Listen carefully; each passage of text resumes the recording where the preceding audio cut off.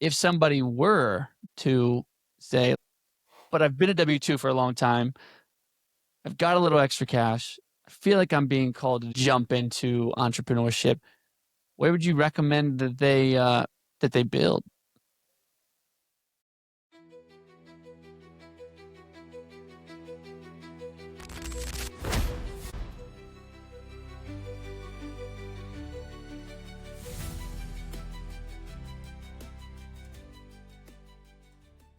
You said something that stuck with me. You said that you have intentionally crafted a life that protects your young family and your faith in the Lord. Dude, that is the type of entrepreneur that I love to have conversations with about success. So, with that, my man, Steve Haskell, welcome to the Price of Success. Thank you. I appreciate the opportunity to want to get to know you and be able to share some of my experiences with your audience. The first thing I want to ask, though, Steve, is like, if someone scrolled your resume, right, or your social media, what would you want them to know about you that they wouldn't easily find? That's a good question. I think the thing that I continuously attempt to communicate and has been the driving factor for most of my success is the urgent desire to do good and bring value. There's one thing that in my career that I've noticed and I've struggled with, and that is when you get beat down over and over again with challenges and you keep losing over and over again, that feeling and that goal goes away and you start getting pessimistic. So you have to find something that transcends, that's above it all, Yeah. that keeps that goal alive. Tim Keller does a really good sermon series on work. And he talks about if you are a barber, it's like your job is to show God's love by making people beautiful. You know, Yeah. if you are a street sweeper, you show God's mercy by giving everyone a beautiful environment. And so, even in the most mundane tasks, you can do beautiful things and show God's love. And so, I think that transcendent for me, and I know for you, is our faith, is the Lord, is Jesus. Yeah. So when I'm doing deals, when I'm working for a company, I try to make that my goal, and I say, hey, the way we structure this deal, I want to make sure that you're going to benefit from it Sure. even first, and I know God's going to take care of me in the back. You know, Yeah. seek ye first the kingdom of God, then all these things will be added unto you. Yes. That's I think that's really been my goal in my career. And I think what sets me apart in ways, and then as we dig into it in the past, you can see that I've been taken care of a lot and I'm not special, I'm pretty average, but just doing the right thing in several situations has really opened up a lot of cool opportunities and has allowed me to not get burnt out and just kind of fall back into just closing deals and making money. And it keeps life adventurous and fun. Yes, yes. The entrepreneur life is such a roller coaster, man. And it sounds to me like you very much so value authenticity. So is that something is that who Steve has always been? Or is there a bit of a contrast from who you are now to who you used to be? I think more or less it's who I've always tried to be. Ever since I was a little kid, I grew up in the church. My dad was a firefighter. And so my dad wasn't the biggest on school necessarily. It was sports and then it was leadership. So it was about character from the beginning. You know, Yeah. you grow up, you do your best. He's like, you can get C's, go drive a truck, do whatever. He's like, but like character, leadership, integrity, the whole way. And continues to complete his good work as you go. You stay faithful. So more or less, it's always who I try to be, but it's been refined as I get older. And even to this day, I'm continuing to see how I'm failing and keep getting refined through the process. Sure. So in our pre-conversation, Steve, you mentioned that you were in the military and that you went through like months of selection to get into a joint unit at Fort Bragg. Yeah. So when I went into the military, I was getting married at the same time. My wife said, "You know what? Never been that excited about being in the military lifestyle, but I'll give you 4 years." It's like, Hmm. "Great. I'm gonna go have some adventure, chase some bad guys, and go Wow. do the military thing. I'm gonna go be a SEAL." And she's like, "But not a SEAL." It's like, "Oh, okay. Well, special forces then." "No, not special forces." It's like, "Okay, you can do intel." It's like, "All right, I'll Hmm. go do intel." Well, I went and I went through the process, got into Air Force Special Operation Command. Actually, never did any intel. When you Really? yeah, so I got put into some fun jobs that were a lot of fun, but and had some fun experiences. Did 4 years, and then another got a phone call for another unit up on the East Coast at Fort Bragg, and I said, "Hey, babe, I know you said 4 years is all you want to do in the military, but here's a really cool opportunity here. Maybe I can go and check it out." And she says, "Okay, fine." He's like, "Okay, well, we can't chat for 3 months. Is that okay?" My So gosh, like, all dude. right. I just got off of multiple deployments for being gone a long time, and now I'm off for 3 months. Blacked out for big chunks of it. And so yeah, it's 3 months of assessment. And then got into the unit, and you get indoctrinated. They tell you about the community and the people that you're partnering with. And one of the things it says, "Oh yeah, and there's a 95% divorce rate." It's like, oh geez. Oh my Like, gosh. okay. Um, Luckily, my particular part of that organization was a little bit better. But yeah, it's funny because you go into the community and you start seeing it. You're like, whoa. And part of the reason is it's a certain type of mentality where everybody there is 100% committed. And a lot of the people that I was supporting and working with, I was average, but they were superheroes. They were straight up superheroes and stuff they could do. And they were 100% committed to the mission. They're dudes that literally lose their best friend one night and then go out the next night and go kick Dude. indoors again. They're pretty unbelievable. So to have that type of a superhero going out there, they're all in. And so family was definitely backseat. The only people that I saw that really made it were families that had a lot of faith and people that concentrated on their faith more than anything. And then two, it's there's some operators and folks that would get married in, so they kind of knew what they were getting into.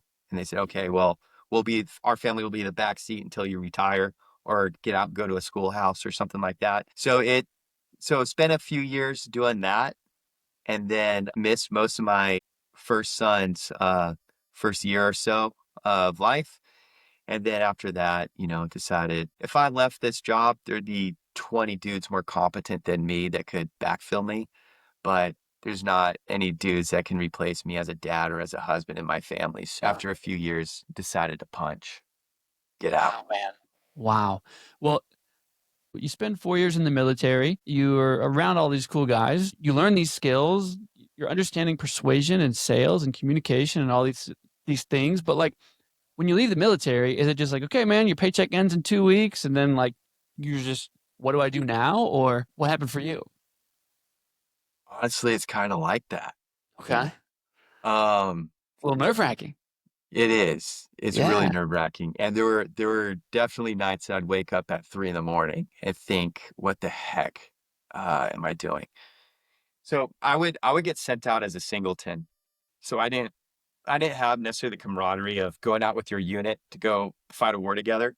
I had my own training pipeline that I did, kind of sometimes by myself or with a small group, or I'd be attached with other units or other groups going through different training all over the country. And then I would go in bed with different units or different organizations by myself. So the Air Force took care of me. They paid my bills, but I was often with the Navy or with the Army or a different agency or something like that. And actually, I did a pretty good job when I was with these different units. So I come back, and my boss, he's I think he just retired as a full bird actually last year, but he says to me, he goes, "Hey Steve, like I know you want to get out, but if you stay in, I can hook you. Like we can kind of get you wherever you want to be. Like so, what do you want to do next?" And honestly, after that experience, I didn't want to go to the big military. I didn't want to go back. And I knew if I stayed in this super cool high speed community, my family would not make it. So started getting, and that's where I started to make the exit. And so the reason I'm bringing this up is because I did learn that you can find opportunity in any situation Sure. if you're excited and you have energy and you're willing to look for it. Because a lot of people think this job sucks, like it's a waste of time. I saw, I've seen guys do amazing things with really boring loser jobs that no one wanted. Then the right person comes in and takes this situation where where most people think is a bad situation, and they turned it into something awesome that now everybody else envies. But that's kind of what I did with my kind of career is I realized that the Air Force didn't really care about me too much, so I just went and had an awesome time. And but, to every good thing comes to an end, Sure. and my family was suffering, and I was, thinking about getting out. I did get an You offer had from how many kids at the Amazon. time, Steve? I just had 1 at that Okay. point. And Amazon gave me a pretty cool job. I was gonna be in charge of, like, 300 people and make good money, Randomly but apply, or did you have a connection? you know what? It was kind of using the skill set that I learned in the military. I just kinda networked my way around. I talked to other people that were in the military that got out and got different jobs. I talked to guys that had similar jobs at Google, then they knew guys at Amazon, and then, kinda just throughout the whole conversations, finagled my way into an interview. I don't even think there was a testing part in the interview where they gave me, like, math problems and things. I don't think I did great on those, but I just became friends with all the interviewers and then gave them what they wanted to hear and thought I could do a good job at it, and so I got hired, or they offered me a job there. But, Chris, what I looked at it and, I was considering it, and I was looking at the Amazon career track, and I noticed that as you get more successful, the more time they require of you, the more resources, the more commitment. And I didn't really see a way out. So it's like, okay, this is a cool first step. But if I keep going this route, then they continue to own you more and more. You have less time, less holidays, Sure. less family. And if that's the goal, I would just stay in doing cool stuff and do that instead of not seeing my family in the private sector. Right, of course. So then I had a buddy that had a little firm. There's like 3 or 4 people in it. And he said, "Hey, you could come work for me." And it was commission. He's like, "I could just give you commission only." Right. He's like, "But I'm doing pretty good. And I think you'll do all right." Um, and I said, "Okay." And I spent a lot of time praying about it. And it was funny because I remember praying and it's like, man, God, I don't even know if I believe in signs. I don't know if I should ask for one. I don't know if that's a lack of faith or what, but this is a big decision. And so, if you could give me a sign, like I'd appreciate it. Right, it'd be nice. Yeah, but humbly, like I don't expect one. I'm just gonna keep walking and pray it's the right decision. If you want to give me a sign, it'd be really nice. I appreciate it. And it was crazy because we were, that next day after I remember praying that, we were at, like, a little town festival thing in our town, and I met somebody there. It just so happened I bumped into a group of people from my unit that were talking, and there was another person I didn't know standing there. And, I remember, I introduced myself, and she introduced herself to me, and she's like, "So what are you up to?" I was like, "Well, I'm getting out." She's like, "Oh, what are you gonna go do?" And I said, "I'm not sure yet." I said, "What do you do?" And she's like, "Well, I do real estate investing, private securities, using a something called a 1031 exchange." And I remember saying, "Oh, wow, that's actually one of the things that I'm looking at doing." And then she's like, "Oh, who do you work for? Who are you thinking about going to work for?" And I told her, and she's like, "That's it. They're doing a good job. I think they got something going on. You should go work for them."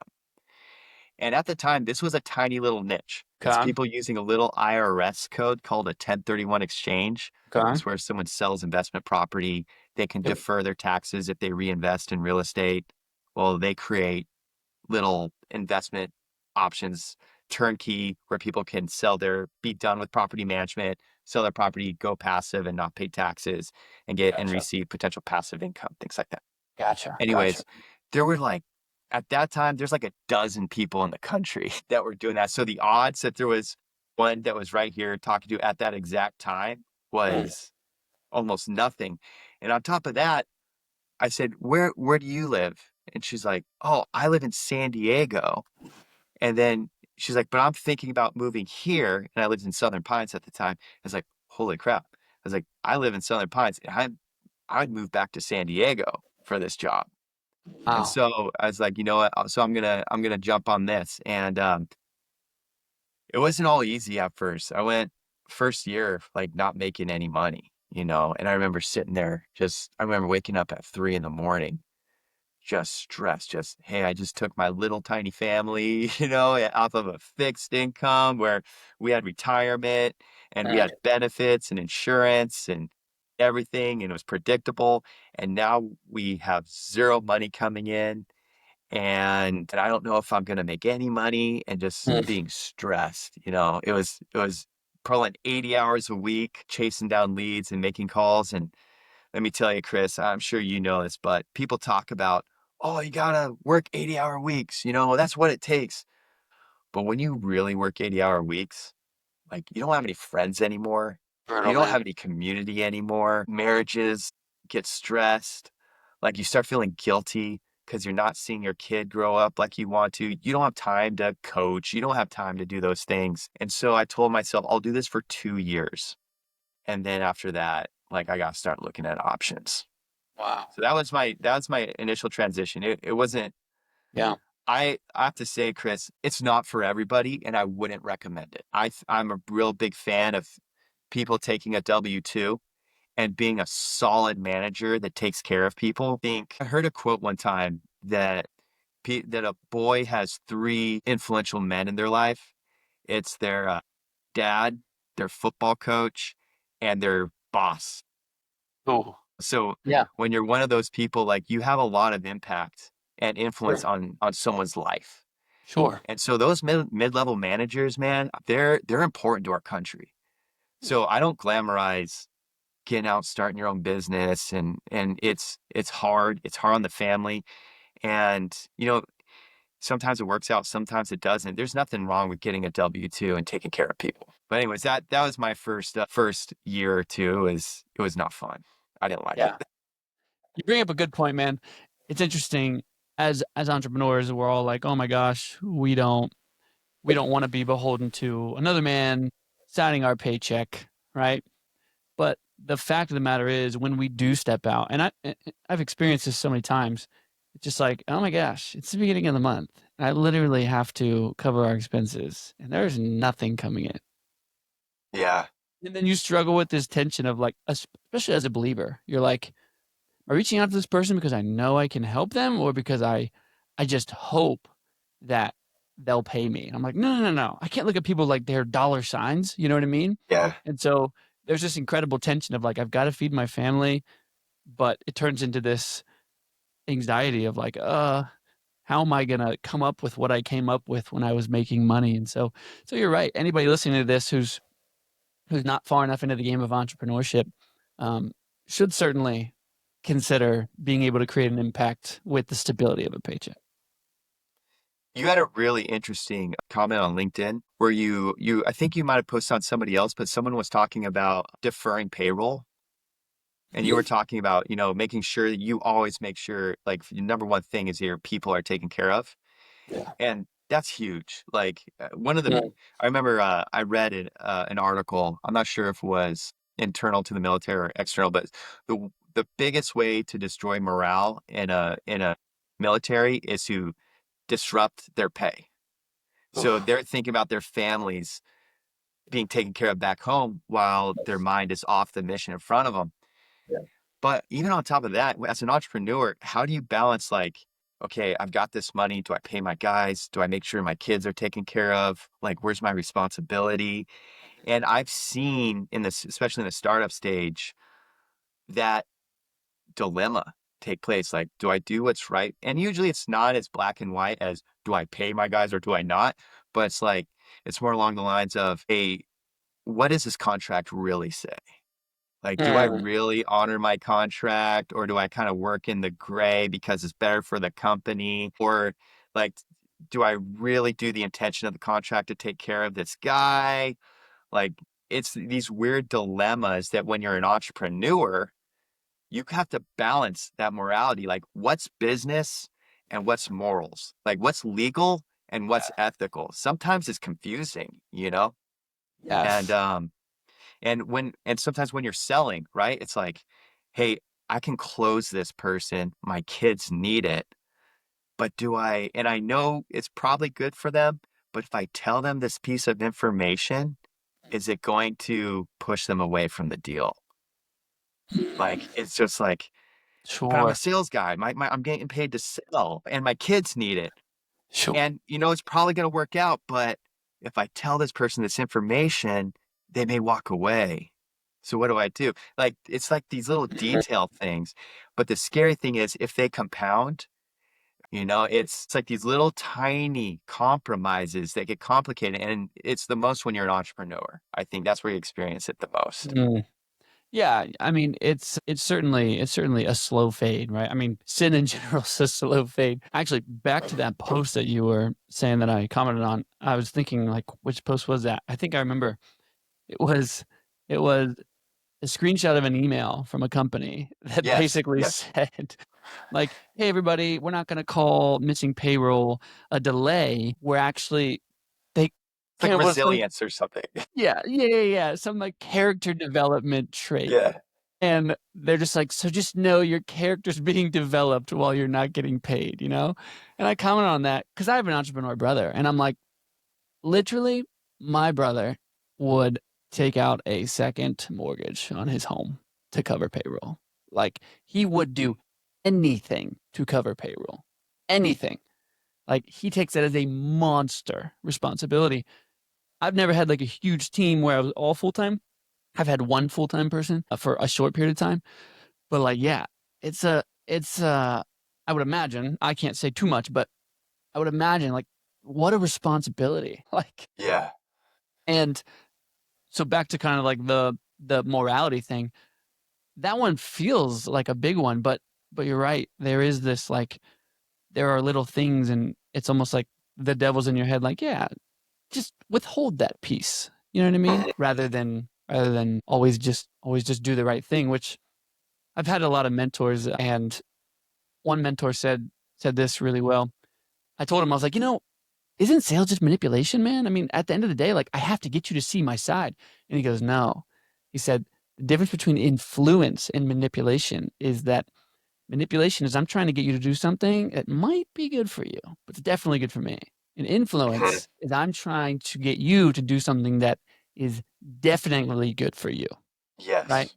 And I was like, man, you're right. That's good. You know what's crazy about that, Chris? Hmm. In order to do that well, you have to be amazing at listening because you Yes. have to find out what's good for that person. And this is Yes. the hard part. Your person you're selling to, your lead, they don't always know. And sometimes they straight up lie because they're afraid of being manipulated, especially in industries that Right. do have a high level of manipulation because it's high pressure sales. Mm-hmm. So as a salesperson in those types of industries, you have to be very good at winning rapport so that you're set aside and they feel comfortable, and Right. then they will reveal to you what is important to them and what they need. And then you have to be good at communicating to show how the value of your product satisfies those needs. It's hard. Like people think that just a sales guy is like a guy that's has a great personality. Dude, that's not it. Like No. being able to listen and see through the lies and the fear, Yes. it's a big deal. So whoever that mentor was that told you that, man, is a very wise person. Yes. Yeah. Yeah. I would agree, man. And as I've gotten older and been in sales and sold my products and podcasts and things, I've literally just come in with this frame. Like I am curious until I am certain. I am curious until I'm just curious, curious, curious, just really trying to understand, can I really help this person? because I find, I don't know if you're like this, but I'm like, the payment ping, it never gets old, right?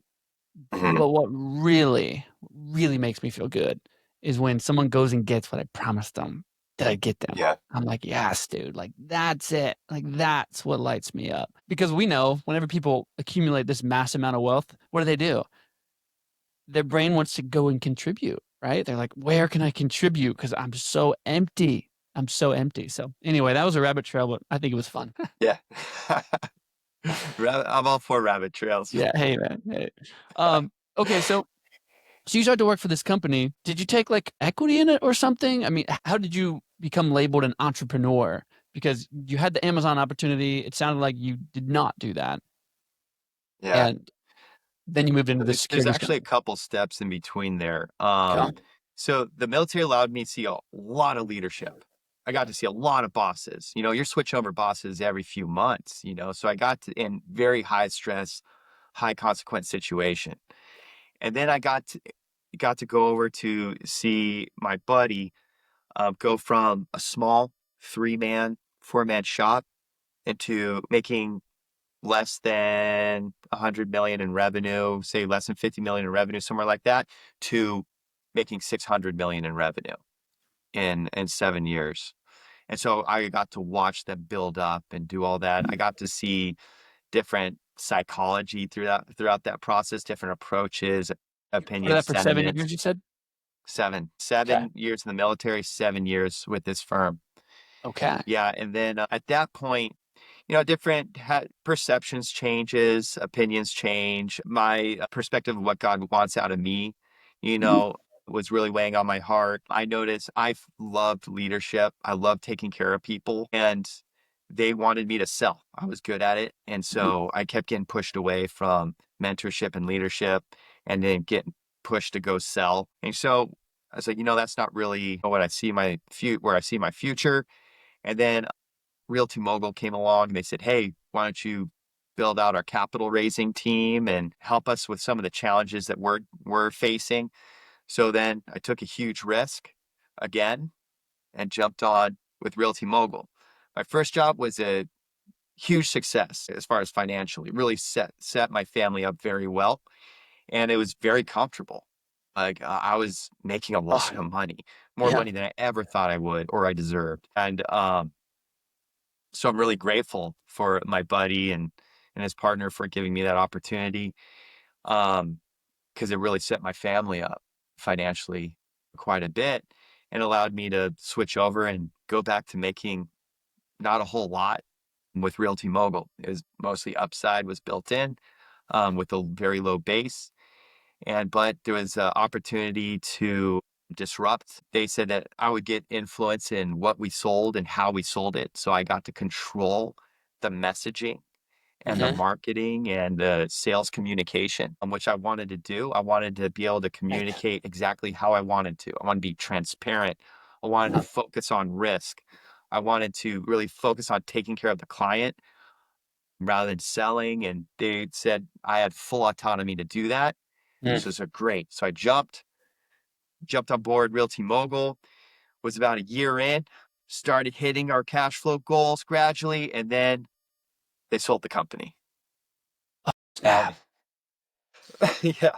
So I learned a lot. I learned with Yeah. venture capital backed firms, the president and the CEO who I had relationships with and who hired me, they don't always get to make the decisions. And so about a year in, I had a lunch with the president, who's a great guy, and I'm still friends with him. And he sits me down and he goes, "Well, Steve, unfortunately, this isn't a happy lunch." No. Dude. And I was doing a good job, and we were having a great relationship. And so, Yeah. I knew I wasn't like being fired because I feel there'd be more indications about that was failing in some regard, and I wasn't. So, he's like, "Yeah, Realty Mobile's being acquired and they're letting go of the leadership." So I had he's like, "You have like a week or something like that." So it's like, oh man. And so that was really hard because I left a really comfortable, lucrative job, took a risk, and it didn't work out. How long until they decided to sell? I think they started socializing it about 7 months in, I'm guessing, from when I joined Okay. Realty Mogul, but to their credit, they couldn't tell anybody legally, Mhm. and they didn't know what that transaction would look like. They Mhm. didn't know who was staying on, who was leaving, what they would take on, what the acquiring company would take ownership of, what they wouldn't. So they had a lot to work out. And so I saw some writing on the wall. Certain expenses aren't being approved, budgets aren't being approved right away. There's all of a sudden a risk aversion that wasn't there before, communication slower. So I started piecing things together over time. So it wasn't a total surprise, but it was definitely a huge disappointment. Yeah. And it was scary. You're Yeah. constantly thinking, am I making the right decision for my family? Right. Like, am I just being impulsive? Am I chasing after some ego? Um, and honestly, you never know because so Proverbs says, every man believes his intentions are good, but only the Lord judges the heart. So we can't even tell. Yeah, We man. can't judge others. We can't judge ourselves. We don't know. That's why we Yes. have to be humble. Um, so there's a lot of soul searching in that time and a lot of prayer, fasting, making sure that my heart's right, and a lot of growing up. I did a tremendous amount of growing up when I was 39. So it grew up a lot when I was middle aged. Okay. So, Yeah. Yeah. but in that time, Chris, I had people calling me because so Realty Mogul stopped doing this certain product line, Mhm. 1031 exchange product, Delaware statutory trust, ticks, things like that.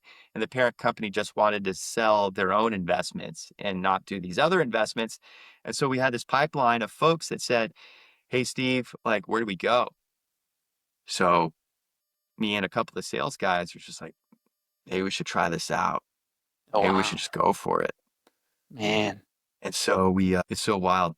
I had used my relationships, jumped on with another broker dealers, set things up, got everything legal set up, started boosting communication back up with a lot of these people that didn't have a place to go that were in our pipeline. And Trevor, one of my guys, my partners that I brought on from Realty Mogul, he just became an expert in AI tools.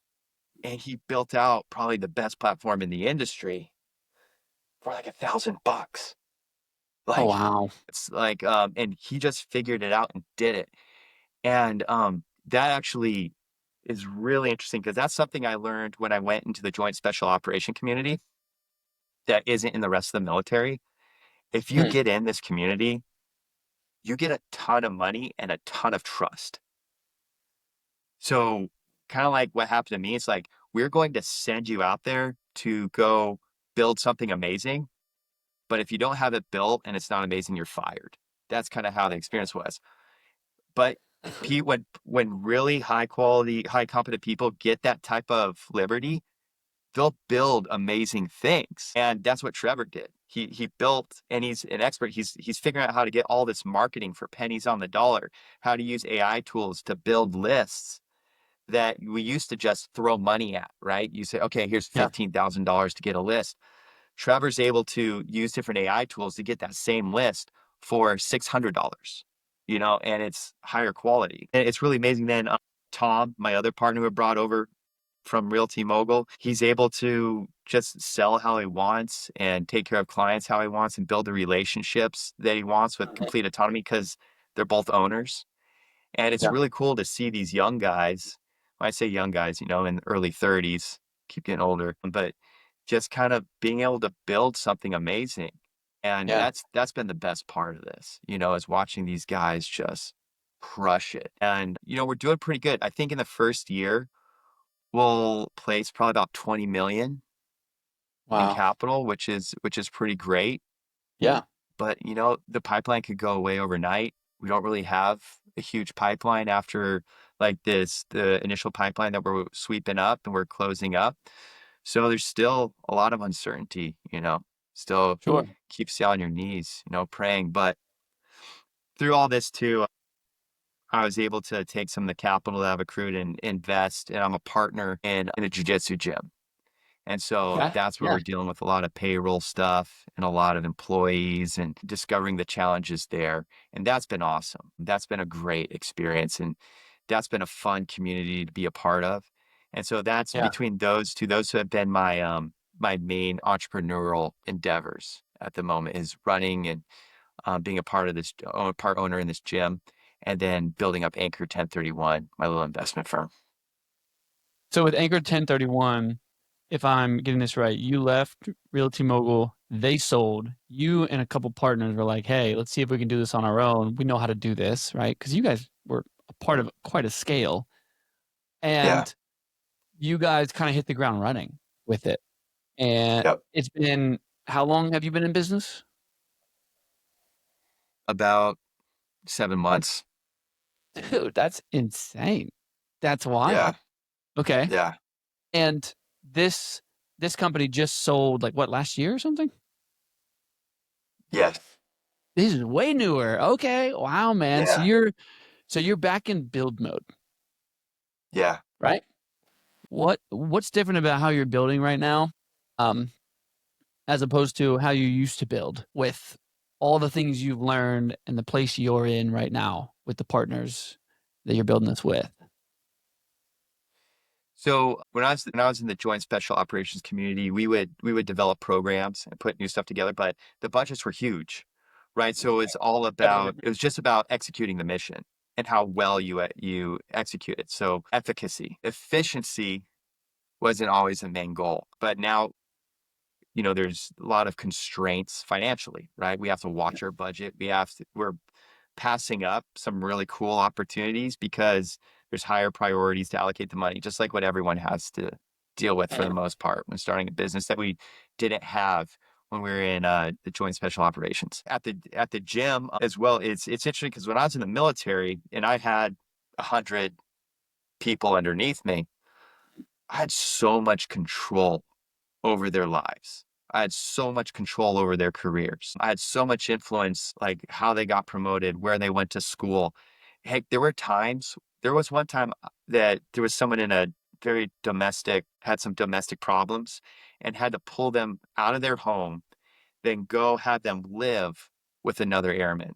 And it freaked me out that we could order that to happen, Whoa. and so then we could go get people the proper care and attention and counseling and medical and legal. Um, when you have in a civilian world, there's so much you can't do. And there's a lot of good and a lot of help that you're legally not allowed to do, right? How you're allowed to pay people, whether you're 1099, W-2, there's certain right and left limits that you have that that really can tie your hands as a manager that I didn't have in the military, you know? So that's been an eye opener in watching my first company and how we manage people there and what you're allowed and not allowed to treat your employees versus how we did it in the military where you kind of could do anything. The Yeah. whole thing was just take care of your guys and then we'll Mm. work it out. Hmm. Well, with this new build philosophy, again, kind of like going back to the very beginning where I was like, hey, I mean, you value building, being an entrepreneur, but not sacrificing your family. Like, hey, I'm all about that. How how do you now have the pressure of trying to build Anchor 1031 and being a part owner in this jujitsu gym and being able to not work 80 hours a week and actually invest in your family? Chris, that's so hard. And I don't Yeah, think I have the answer, man, but I can tell you my experience. sure. Work super hard and take huge risk when you're young and you don't have the responsibilities. If it doesn't work out, it's okay. But you took that shot and it wasn't meant to happen and be happy and glorify God in that manager W-2 role. But if it does hit and it does work out, the money's so good. I know that's not popular to say, but it's so nice having money and that I can like invest because I don't have to put my time as much as my guys do. Tom and Trevor are working a lot, and it takes a lot to nurture these clients and to chase phone calls and do all this.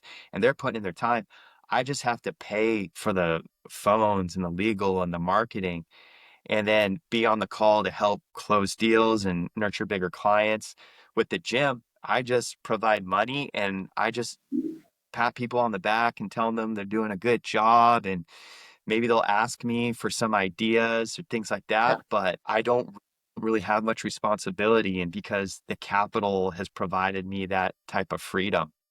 Got you. So That came from what you built with Realty Mogul. no, that came from really what came from my first job, working for my buddy's startup Oh, investment the firm first there. 7 years. Okay. Yeah, the first 7 years. So Oh, yeah, that's when we built it up to 50 plus people from just three or four. And that's where we made the most money. Realty Mogul, it was so quick. I mean, I did okay while I was there, but nothing life changing to give me that kind of capital to be able to invest. Through my own LLC, Haskell Ventures, it's been nice because I've been able to build up passive income by a lot of times helping a friend syndicate a deal, come up with investments, and I'll mhm. invest in it. And so I can help tailor the investments the way I want it, rather than just rely on someone else and saying, "Hey, give us your money or not." It's I could come in and say, "Hey, let's tailor it this way. Let's make the waterfall a little bit different. Let's make the fee structure different so it fits what I'm looking for." So I've been able to provide my family with enough cushion that I have options, and I can it's easier for me to do the right thing.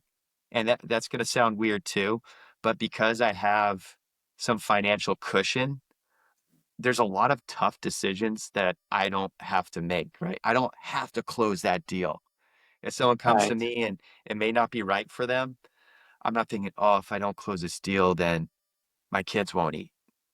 That's It's easy when you sit back and you look at that guy and you're saying, "Oh man, like look at that guy just closing people."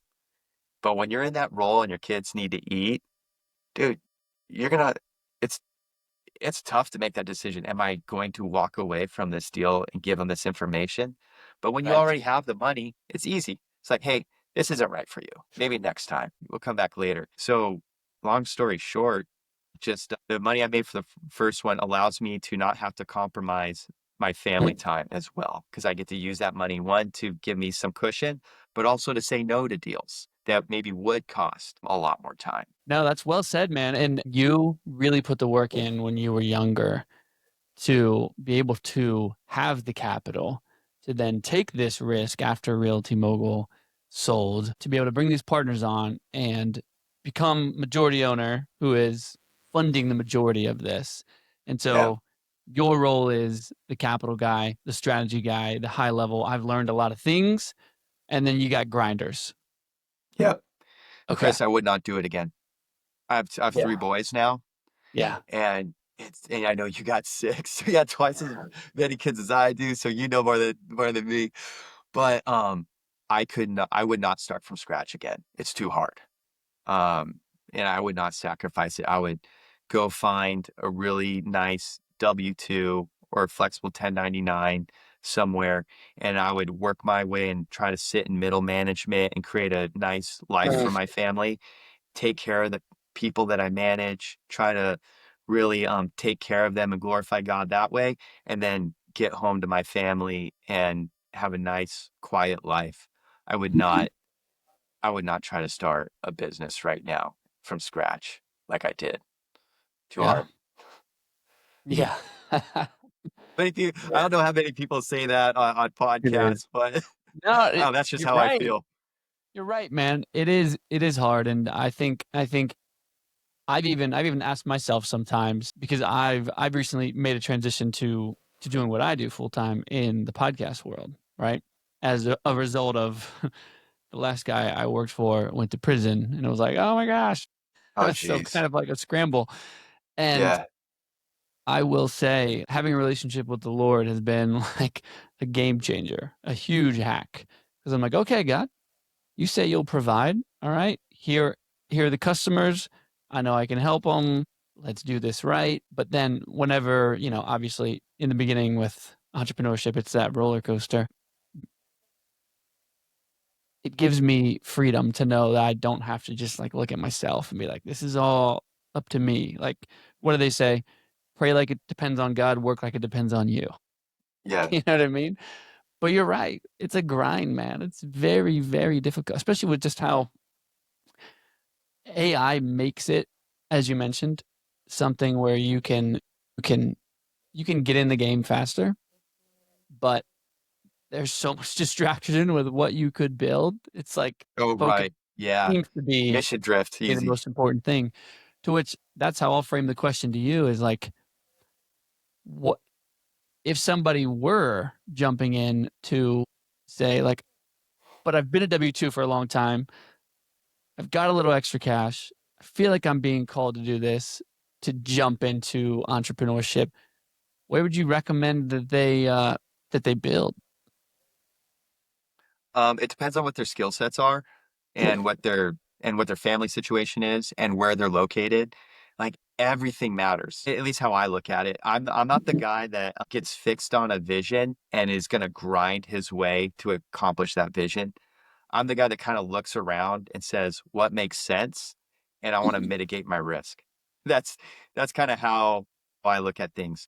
So if I was someone like myself, that's got a young family that is had a good W-2 for a while, but wants to give it a shot to start my own business, I would probably either do a side hustle and either team up or educate myself on different AI tools and AI agents to build a side hustle and get my wife on board so that we're doing it together and it's kind of together time as well. If she's not into it, honestly, I wouldn't. I would just say take your W-2.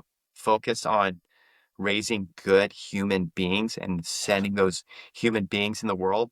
Have a marriage that represents how Christ loves the church and can be an example that other young couples go to.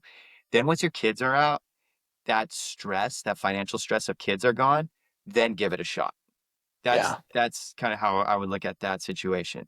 If she is on board, I would either do a side hustle or I would take a sales job because sales is the next best thing Sure. because you can potentially scale a sales job. You can build up your portfolio, you can build up your clientele, and then it can eventually be kind of passive. And the great thing is you're client facing and you're seeing different people's situations, you're seeing different people's jobs, you're seeing different industries, and you might be able to find a way to launch something easier with that network that you've developed. So that's if you can pivot to a sales job like that within your own company or something else, I would do that. And also, or I would take a job for usually a sales job for a young company or a startup that does have some funding. So you have a little bit of predictability. Sure. Because when your company is young and flexible like that and hungry, um, and if it's capitalized and has funding, you get some predictability, but also you get a lot of exposure. Sure. So you're constantly talking to different vendors, you're constantly talking to different people and customers. And if you're always looking for opportunity all the time when you're talking to different folks, something will most likely pop up that's a great opportunity for you to jump on. And it'll be an easier transition when you're in something like that. So side hustle, sales job, start with a young company with some predictability. That's how I would do it. I would Mhm. not just quit my W-2 and go full on to Mm. entrepreneurship, especially with a young family. Yeah. Yeah. No, man, I think there's incredible wisdom in that. And maybe someone's listening and they're like, "Hey, that's me. That's how I feel. This is very, very helpful." Man, this has been so good, dude. This has been really good because you've I'm been glad very to hear you honest say that. about Sometimes I'm Oh, not yeah. sure. I'm like, I hope this is coming off okay. No, no, no, no, no. I found, just authenticity is everything, right? So just being real, explaining your experiences. I would ask you, through all of your experiences, Steve, what would you sum up the price of success to be for you? I think Oof. suffering. So you have to choose your suffer. So Yeah. Shoes are And hard, I've man. I've spent a lot of time thinking about this. I'm glad you asked that question. I spent a big chunk of my life thinking about this. And there's a few different ways that people can suffer to achieve success. And I've seen doctors, right? And lawyers. They have to go through the grind of school. That's suffering. They have to go through the grind of the loans. That's suffering. Then they have to go in and get through their early years, pay off those loans. Lawyers are working crazy hours in a terrible job. And doctors, I mean, if you're a high level surgeon, you're working holidays, you're working crazy hours too. I have a client that's a heart surgeon. He spent so much time in the hospital doing amazing Mm, things, but he had yeah, to suffer and his family had to suffer, right? yeah, It's not just you, it's the people around you. Then there's also the suffering in unpredictability. So you go in, you're starting a business or you're starting commission only sales, you're just hustling and there's the suffering that comes from not knowing if you're going to make it, not yeah, knowing if these 80-hour weeks are worth it. But if they are, it's nice because it's scalable, right? Like starting your own business. Like you don't know if these 8-hour work weeks are going to pay off, but if they do, it's scalable. Kind of unlike the lawyer and the doctor, which is nice for sales and entrepreneurship. And then the last suffering that I thought about was just straight risk of financial risk. So sure. where you take your money and you put it into a market, you're putting it into a new venture, and the suffering is, hey, am I going to lose it all? It's the stress, the unpredictability by risking all that money, the potential of having to scale down your lifestyle, give up opportunities for your kids, give up ski trips, give up a private school, give up the music lessons or whatever it is, can't shop at Whole Foods anymore, whatever. Yeah. But I found that these three buckets are really kind of the major routes for choosing your suffering. Is it the traditional lawyer doctor? Is it the on where you're going to be grinding and it's predictable? You know you're going to make money, but you're giving up your time. It's hard. It's difficult. Suffering there. Is it the unpredictability of entrepreneurship where you could be wasting your time and not know if it ever pays out? Or is it the financial suffering where it's let's put it all into this venture and then maybe it doesn't work out and then our lifestyle changes forever, and Mhm, who knows if we'll make it back. So I picked the mhm, entrepreneurship one and then constantly trying to figure out ways of mitigate that risk by, for example, I'm doing consulting as well. So I'm yeah, helping fund Anchor by consulting. And so that mitigates that risk a little bit. yeah, And we're opening up a new gym. But here's also the nice thing about having money, Chris, and about scale mhm, is my gym in Carlsbad helps fund Encinitas, my gym that I'm opening in Encinitas. So it mitigates that risk. sure. So you choose one of these routes and you're constantly looking at ways to mitigate that risk. But suffering is, you can't escape it. You're going to have to suffer somehow. Yes, yes. That's really good because the price of success for me is comfort. So Yeah. it's like, there it is, man. There it is. Oh, dude, so good. So good, man. We'll definitely get the information for Anchor 1031 for those to check out that and what you have going on below. But like, just give me like a real fast, like fifth grade version here of why someone would click on that link, check you out, and learn about your company now that they've heard your story. Sure. So Anchor 1031 it's a real estate investment firm. And our major clientele are people that are landlords and they're sick of being landlords. So they want to go passive, right? So, but if you sell a piece of real estate, taxes are insane. They could be 30 to 40% of your sales price. That's just gone. So they do a 1031, defer their taxes, and they go into our passive investments and they get to keep their money working for them, get potential passive income, and then go spend more time doing the things they like with the people they love rather than managing their properties. That's the bread and butter for Anchor 1031. Now, my jujitsu gyms, I mean, if you live in Carlsbad, San Diego, California, or Encinitas, we just have an awesome community. We're getting after it. The kids are like so much maturity and discipline. and fitness and health that's coming out of this community, and it's just so much good, man. And there's the community is honestly, Chris, this is gonna sound almost blasphemous, but sometimes our club feels like I wish my church was. Oh, man. Yeah. Like, just being in each other's lives, just Yeah. seeing each other every day, working hard at something, praying for each other, like, calling and checking on each other, and that's actually why I decided to invest in jujitsu because my oldest, I just saw so much growth come from him because of jujitsu, and these other kids that were struggling, I saw so much growth, and then the community of adults just kinda come together and take care of each other, and, so I said, "You know what? This is where I think I can actually do good." And so I get to use my capital to scale that goodness that I saw in these gyms. So if you're around San Diego, Alliance Carlsbad, and soon to be Alliance Encinitas, those are my gyms. So check us out. Very cool, man. Very cool. Steve, this has been awesome, dude. Just hearing your story, hearing everything from the top, lessons you've learned, the real, the raw, all the things, and then obviously just your anchor that is Jesus and Yeah. and the visions for the future. So, man, couldn't thank you enough for coming on the show today, dude. Well, I appreciate the opportunity, Chris. It's cool that you're giving all these people a voice to try to help out as many people as possible.